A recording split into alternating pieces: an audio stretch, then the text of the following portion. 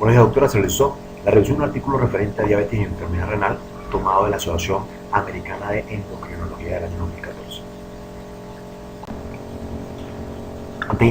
Antes de adentrar al tema, pues es importante recordar que el páncreas es una glándula mixta. ¿Por qué mixta? Porque es tanto endocrina como exocrina. Endocrina porque vierte su contenido hormonal directamente al torrente sanguíneo. Hablemos de insulina, glucagón, somatostatina.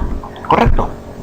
Pero también es una glándula exocrina porque vierte su contenido pancreático, hablemos de proteasas, amilasas, lipasas, a la segunda porción del duodeno a través de su conducto, que es el conducto de Wilson y Sartorini, con la finalidad de degradar el bolo o el kilo alimenticio. A continuación, las acciones metabólicas de la insulina.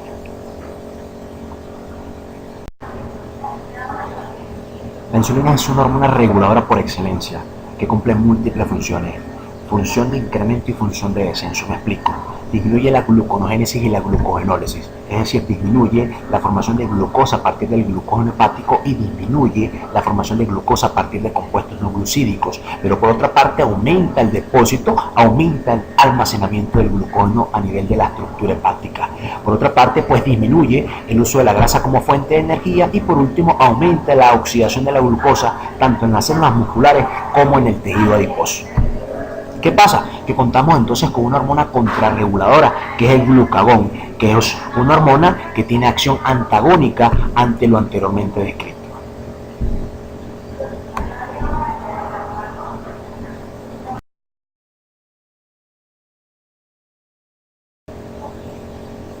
Mecanismo de liberación de insulina dependiente de glucosa en las células beta del páncreas. La glucosa es captada por un cotransportador que se conoce como el GLUT2. El GLUT2 la conduce o la transporta hacia lo que es el interior de la célula. Allí va a ocurrir por medio de la glucoquinasa, la degradada glucosa 6-fosfato y por ende, por medio del ciclo de Krebs, forma ATP o forma energía. ¿Qué pasa? Que este ATP bloquea los canales de potasio dependientes de ATP y va a producir la despolarización celular. Por consiguiente, la apertura de calcio a la misma. Esta entrada de calcio pues estimula a las células beta de los lotes de Langerhans a producir entonces insulina y a liberarla al torrente sanguíneo.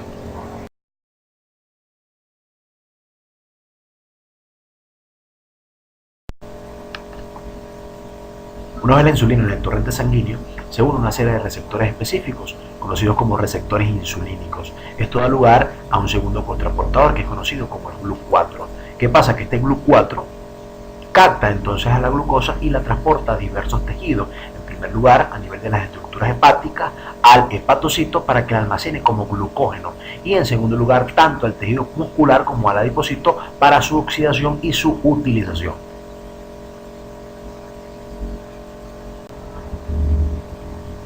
En líneas generales, la insulina se une entonces a una serie de receptores específicos insulínicos y de esta manera le permite a la glucosa penetrar, entrar a la célula y de esta manera entonces originar ATP, originar energía. ¿Qué quiero decir con todo esto? Que la insulina es la llave de todo este proceso metabólico anteriormente descrito.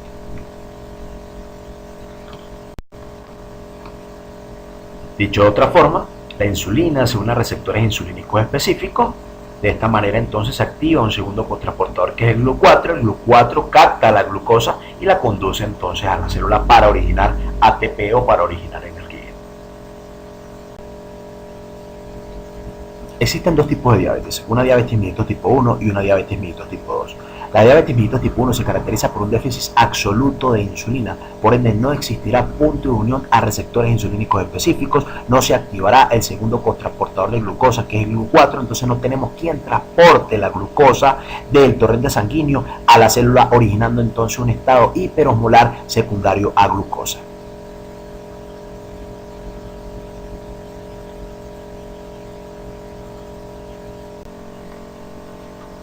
Por otra parte, la diabetes mellitus tipo 2 se caracteriza por un déficit relativo de insulina o una alta resistencia a estos receptores insulínicos a la misma, como pueden observar a continuación.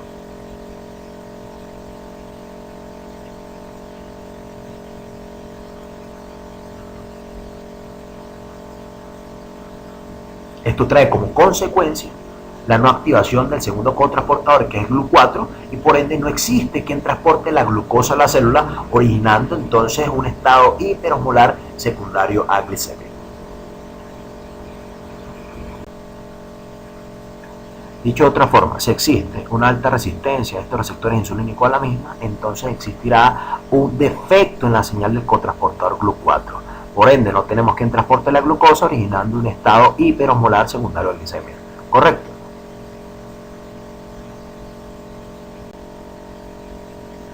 Desde el punto de vista fisiopatológico, el paciente al presentar un déficit relativo o absoluto de insulina, automáticamente aumentan las hormonas contrarreguladoras, principalmente glucagón, cortisol y hormona de crecimiento.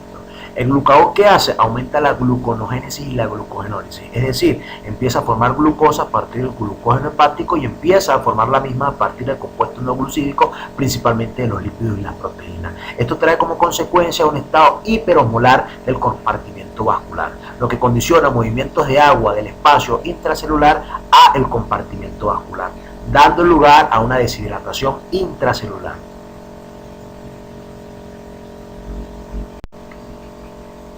¿Qué tenemos? Tenemos un paciente hiperosmolar, un riñón sobresaturado, entonces el mismo inicia su filtración. El paciente se torna glucosúrico y se estima que por cada 100 miligramos sobre decilitro de glucosa se pierde aproximadamente 1.6 miliequivalentes de sodio, originando diuresis osmótica y dando lugar a la deshidratación. El organismo ante tal situación necesita energía y la obtiene a través de la destrucción de los lípidos, y a través de ellos pues se forman lo que se conoce como los cuerpos cetónicos, que no es más que ácido acetato, la acetona y el beta-betiroxibutirato.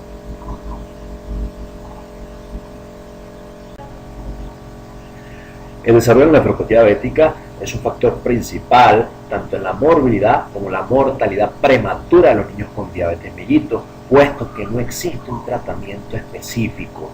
Las metas son la prevención de la aparición y el diagnóstico precoz con el fin de frenar su progresión.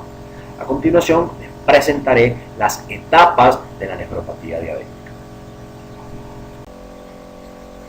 Estadio 1. El estadio 1 es una etapa que se caracteriza por cambios tanto funcionales como cambios estructurales. Cambios funcionales porque el paciente aumenta su tasa de filtración glomerular, es decir, hiperfiltra, y cambios estructurales porque el paciente presenta nefromegalia, es decir, un aumento del tamaño del diámetro renal.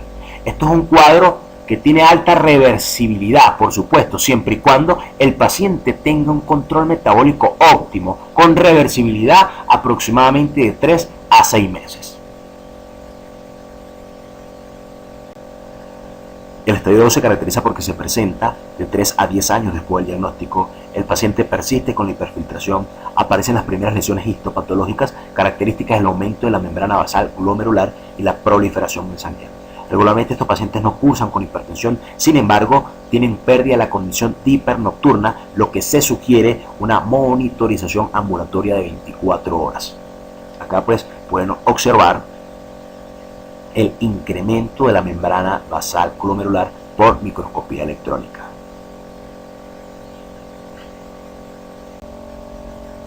El estadio 3 es una etapa que se caracteriza porque se presenta 10 años después del diagnóstico. El paciente inicia con microalbuminuria en un rango de 30 a 300 miligramos gramos. Por supuesto, mayor lesión histopatológica, ya es un cuadro totalmente irreversible y puede encontrarse retinopatía o neuropatía diabética.